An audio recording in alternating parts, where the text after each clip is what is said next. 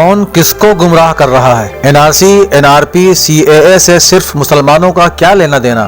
یہ تو پورے بھارت کے لیے ہے اور سبھی بھارتیوں کے لیے ہے۔ اس کا نفع نقصان سبھی کو ہونا ہے، بس کسی کو کم کسی کو زیادہ۔ اس سے ملک میں خوشحالی آئے گی، روزگار آئے گا، اقتصادی حالت میں ترقی ہوگی، دہشت گردی ختم ہوگی۔ اگر اقتصاد میں کہیں تو رام راج آئے گا، اور رام راج کسے نہیں چاہیے؟ ہندو مسلمان سب برسوں سے رام راج کا ہی تو انتظار کر رہے ہیں،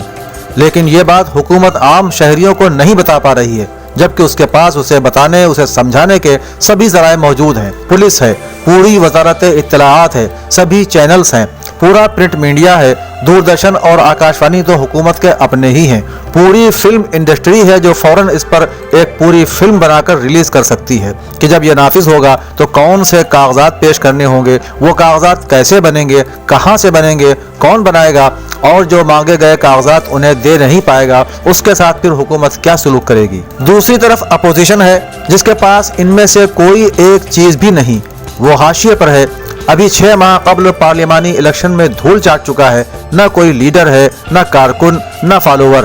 ہر کوئی پپو کا مذاق اڑا رہا ہے، لیکن وہ ہے جو پورے ملک کو گمراہ کیے دے رہا ہے، اور وہاں سب سے زیادہ گمراہ کر رہا ہے جہاں مرکزی اور ریاستی حکومت ایک ہی ہیں، اور گمراہ کرنے کے لیے ایسی باتیں کر رہا ہے جس سے لوگوں کو لازماً گمراہ ہونا پڑ رہا ہے۔ وہ سوال کر رہا ہے کہ اگر بنگلہ دیش، پاکستان اور افغانستان سے ہندو، سکھ، عیسائی، پارسی، جین وغیرہ جو وہاں پر اقلیت ہیں ان کو ہی مذہبی بنیاد پر بھارت میں شہریت دی جانی ہے، اگر منشا صرف یہی ہے، وہ سوال کر رہا ہے کہ اگر بنگلہ دیش، پاکستان اور افغانستان سے ہندو، سکھ، عیسائی، پارسی، جین وغیرہ جو وہاں پر اقلیت ہیں کو مذہبی بنیاد پر ہی بھارت میں شہریت دی جانی ہے، اگر منشا صرف یہی ہے تو ان 6 لوگوں کے نام لینے کے بجائے کیا صرف اتنا کافی نہیں تھا کہ کہہ دیا جاتا کہ ان 3 ممالک کے اقلیتوں کا وہاں مذہبی استحصال ہونے کی بنیاد پر ہندوستان کی شہریت دی جائے گی؟ اس میں کسی مذہب کا نام لینے کی ضرورت کیا تھی؟ تو مسلمانوں کا پتہ تو تب بھی صاف ہو جاتا،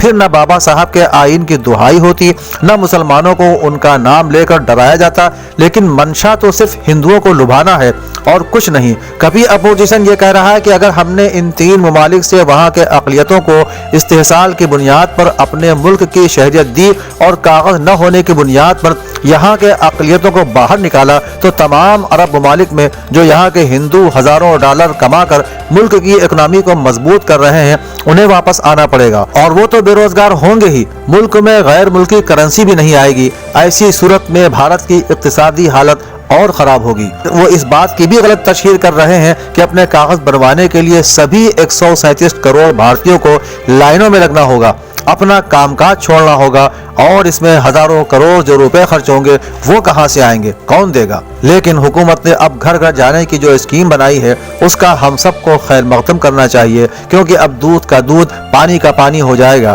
ساری غلط فہمیاں دور ہو جائیں گی، ساری گمراہی ختم ہو جائے گی، اپوزیشن کا شرپسندی پھیلانے کا خواب بھی چکناچور ہو جائے گا اگر حکومت یہ سمجھانے میں کامیاب ہو گئی کہ 137 کروڑ بھارتی اپنی شہریت کیسے ثابت کریں گے، اور جو ثابت نہیں کر پایا اس کے ساتھ حکومت کیا کرے گی۔